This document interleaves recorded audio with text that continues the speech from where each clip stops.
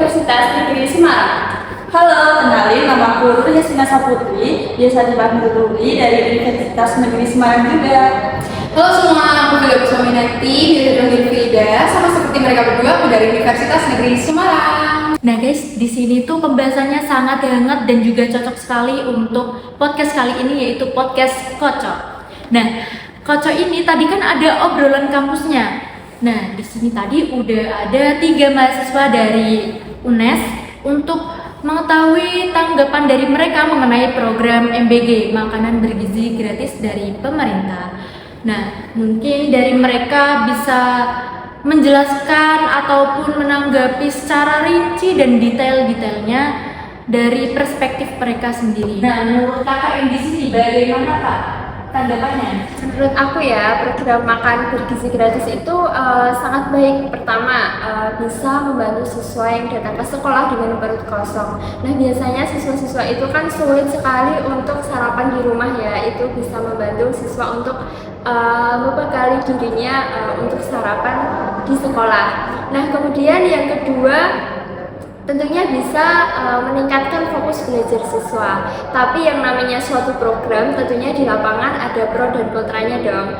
Nah, tapi overall ini menurut aku udah bagus banget sih programnya, juga bisa bermanfaat bagi masyarakat sekitar.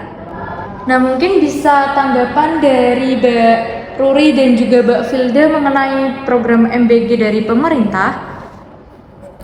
Oke, nah menurut saya tanggapan terkait program MBG ini hampir sama dengan Mbak Nafisa, yaitu tentunya saya setuju.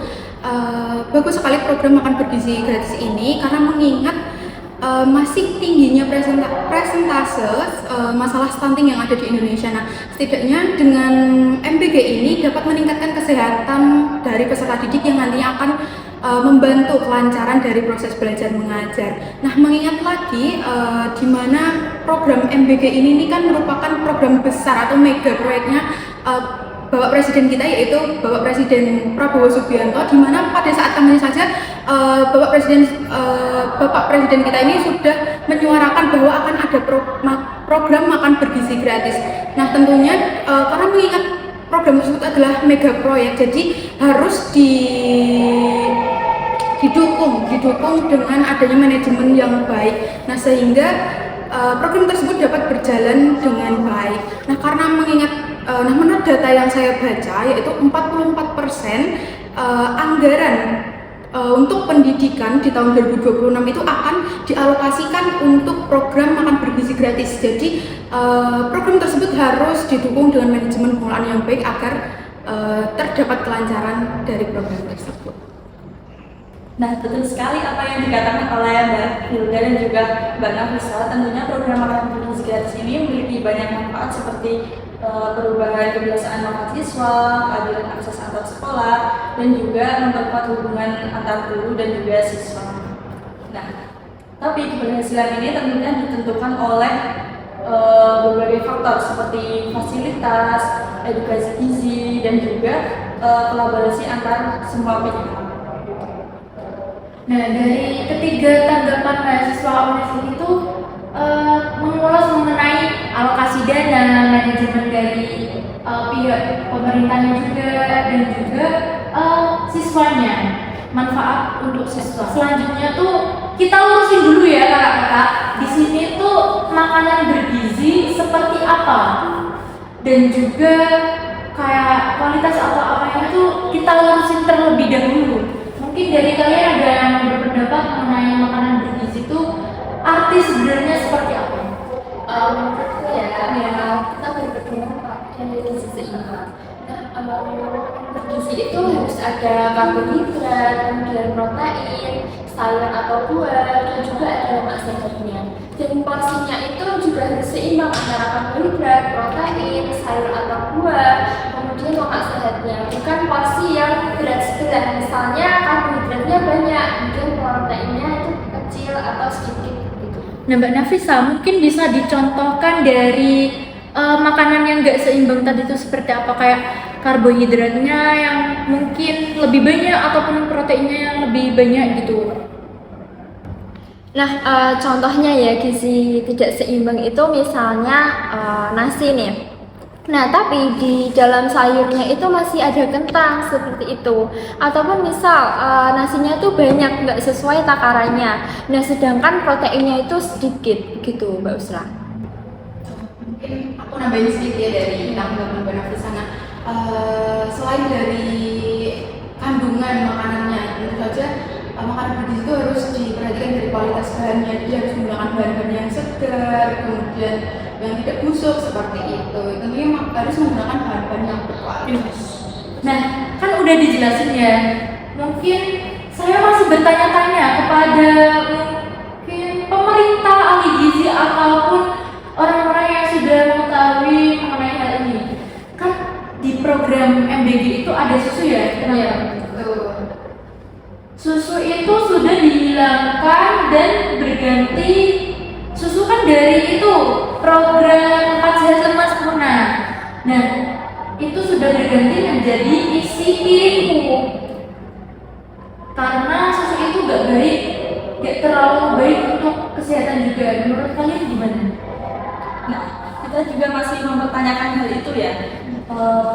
Gimana baiknya gitu, apakah makanan saja atau harus ada susunya gitu. Kayak masuk apa ya?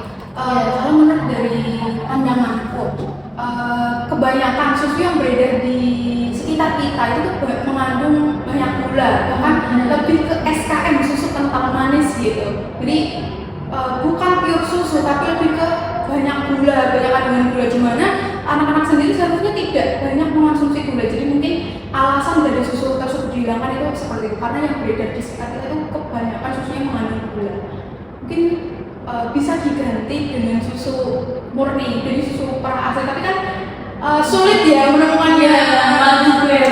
Seperti itu. Jadi mungkin alasannya seperti itu dihilangkan. kadang anak juga tidak terlalu suka yang susu yang murni gitu ya. Iya. Jadi mungkin itu juga masih bertanya-tanya bagaimana solusinya. Ya sebenarnya ya itu susu juga. Kalau susu murni itu lebih ke karena baunya guys, aromanya seperti itu. Aromanya tuh masih sapinya nyapi banget gitu. Sapinya nyapi banget, terus kambingnya kambing banget kayak gitu kan. Mungkin karena itu anak-anak menjadi kurang suka susu murni, sukanya itu malah susu kental manis. Terus ada juga kan anak yang intoleran dengan susu, macam kayak ya kan, jadi mungkin karena itu juga dia. Kalau dibagi dengan susu kedelai mungkin bisa. Nah, mungkin itu juga bisa menjadi solusi solusi ya teman-teman. Nah, selanjutnya kita ke pembahasan pemerataan ya teman-teman. Karena ya pemerataan MBG ini belum meluas ya sih teman-teman. Iya. Masih ada di sekitar Jawa, belum ada di luar Pulau Jawa. Nah, menurut kalian itu gimana? Kok bisa hanya ada di Jawa, terus juga mereka itu apa ya, programnya bisa dikatakan kurang berhasil karena sempat mengalami siswa-siswanya itu masuk ke rumah sakit kayak IGD, terus ada yang sampai meninggal, terus dirawat sampai lama kayak gitu loh. Ya, menurut saya ya, bahkan pemerataan MBG ini di Jawa itu belum sepenuhnya merata. Mungkin di Jawa itu hanya kota-kota besar saja. Mungkin di daerah terpencil itu tuh menurut saya belum masuk MBG-nya seperti itu. Nah, terkait dengan itu, tentunya harus ada manajemen yang baik ya dari pemerintah pusat ataupun pemerintah daerah terkait dengan pelaksanaan MBG ini agar sepenuhnya merata, bukan hanya sekolah-sekolah di kota-kota saja.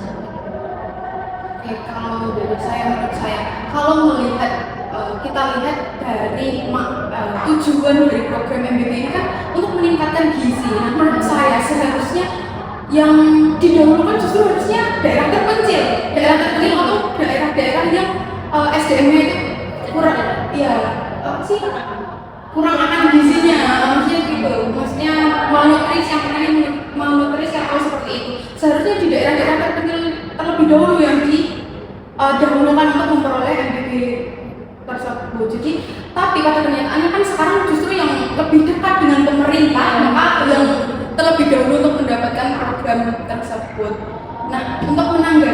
yang keracunan tersebut. Nah, menurut saya hal tersebut tuh karena vendornya. Kan ada masyarakat yang bilang, oh MBG-nya ini enak, MBG-nya sesuai gitu. Ada juga yang bilang vendor, ada juga masyarakat yang bilang, kok MBG-nya isinya cuma kayak gini gitu. Ada lagi yang keracunan. Nah, menurut saya hal itu tuh balik lagi ke vendor dari makanan vendor yang membuatnya. Jadi buat pemerintah harusnya memilih dengan teliti, harus dilihat benar-benar dipilih terkait vendor tersebut. Yang harusnya apa sih namanya? SPPG ya. Jadi pemerintah itu harus benar-benar meneliti terkait SPPG tersebut. Jadi masyarakat ada yang merasa puas, merasa tidak. Jadi itu terkait dengan vendornya. Jadi dari pemerintahnya mungkin sudah benar tujuannya untuk untuk meningkatkan gizi, tapi kan kita melihat ya di Indonesia itu banyak sekali oknum-oknum, banyak sekali oknum yang kita sebutkan. Jadi kayak pemerintah harus benar-benar teliti dalam memilih vendor tersebut. Menurut saya sih seperti itu. Nah, tapi kan di Indonesia ini memiliki banyak sekali sekolah. Untuk mengelolanya itu juga sangat susah. Mungkin dari kalian ada solusi atau tanggapan seperti apa gitu? Oke, untuk kalau melihat dari situasi sekarang ya, vendor yang mengurus itu dibagi per kecamatan ya. Iya, dari per daerah per daerah itu mungkin dari satu kecamatan ada beberapa begitu, jadi nggak hanya satu aja. Mungkin kalau melihat dari situ sudah benar ya, kayak di plot per kecamatan kayak gitu, jadi bisa dijangkau dengan mudah gitu. Tapi per plot juga itu makanannya beda-beda, ya kan? Ya. Nah, jadi teman-teman, di MBG itu kita pasti tahu lah kalau makanannya menunya. Nah, menunya kan kayak dia apa ya? Yang di kota itu biasanya yang enak-enak. Nah, yang di desa itu biasanya dapatnya kayak apa ya? Mungkin bisa dikatakan kurang gitu ya. Nah, secara makanan porsinya aja kurang, bagaimana dengan gizinya, betul tidak? Terus gimana juga tentang kalian mengetahui kebersihan dari informasi-informasi yang beredar di internet? Menurut saya ya, tentunya yang namanya makan bergizi gratis itu tuh harus menjaga kualitasnya agar tetap bergizi, itulah istilahnya. Nah, tentunya kita harus memantau selalu kebersihannya, mulai dari tempatnya, kemudian tempat masaknya, kemudian tempat pemasannya gitu. Nah, jika kita tidak menerapkan hal itu, maka itu tuh tidak akan menjadi makan bergizi gitu menurut saya. Mungkin kalau dari hal yang harus dilakukan pemerintah ya, menurut saya mungkin pemerintah itu bisa melakukan sidak secara rutin dan dadakan mungkin, agar bisa melihat secara langsung, oh ternyata tuh pengelolaannya seperti ini gitu. Mungkin seperti itu. Jadi diadakan sidak secara berkala dan kalau bisa mendadak kita gitu. Jadi tidak perlu briefing, jadi bisa langsung melihat real hasilnya seperti itu. Jadi harus perlu pengecekan gitu ya, atau monitor. Ya betul. Nah, sebelum pengecekan harusnya benar kata Mbak Turi, ada monitoring. Tapi di Indonesia ini kita pasti tahu monitoring itu sangat susah dan sangat apa ya, mungkin bisa tidak pernah gitu ya dijalankan. Padahal monitoring itu lebih dulu daripada pengecekan setelahnya. Betul kan? Guys, setelah kita ada obrolan yang hangat, berat tentang podcast ini tadi, podcast kocok tadi. Nah, kita juga ada harapan serta saran dari kakak-kakak mahasiswa UNES mengenai program MBG dari pemerintah. Oke, kalau dari aku harapannya semoga program ini bisa berjalan dengan lancar dan juga bisa berjalan secara berkelanjutan. Saran dari aku sih, tiap SPPG, tiap daerah itu dibikin kayak jadwal menu mingguan gitu, supaya tiap daerah tuh bisa merata gitu, gak ada ketimpangan. Oke, harapan dan saran saya ya Mbak Uslah terkait program makan bergizi gratis. Tentunya harapan saya yaitu semoga program MBG ini cepat merata ke seluruh daerah-daerah di Indonesia, terutama daerah terpencil dan juga daerah yang memang membutuhkan manfaat dari program MBG ini. Kemudian dilakukan evaluasi dan juga monitoring secara berkala yang dilakukan oleh pemerintah ke SPPG yang mengurus tentang program makan bergizi gratis ini, sehingga keberlanjutan dan juga keberhasilan program ini dapat terjaga dan terjamin. Seperti itu saja. Nah, tadi kan teman-teman dari mahasiswa UNES ini sudah menyebutkan mengenai saran dan juga harapannya mengenai program makanan bergizi gratis ini. Yang pertama ada harapan dari Mbak Nafisa itu agar program ini dapat berlanjut tanpa berhenti di sini saja. Program ini juga membutuhkan jadwal pengecekan dan juga monitoring. Tidak hanya sampai di situ, harapan dari Baruri juga sangat-sangat dibutuhkan oleh kita semua karena menunya itu harus disamakan agar tidak ada ketimpangan antar sekolah mengenai menu program makanan bergizi gratis. Harapan dari saya semoga tidak ada kasus keracunan maupun kasus-kasus baru mengenai program ini. Oke guys, tadi sudah mengobrol banyak kepada teman-teman mahasiswa UNES, yaitu ada Mbak Filda, Baruri, dan juga Mbak Nafisa. Terima kasih kepada mereka yang telah meluangkan waktunya mengenai datang untuk berpodcast bersama dengan kita tentang program makanan bergizi gratis dari pemerintah. Oke, kita juga berterima kasih kepada Mbak Uslah karena udah mengundang kita dalam podcast yang seru dan juga edukatif ini. Sampai jumpa di episode selanjutnya di podcast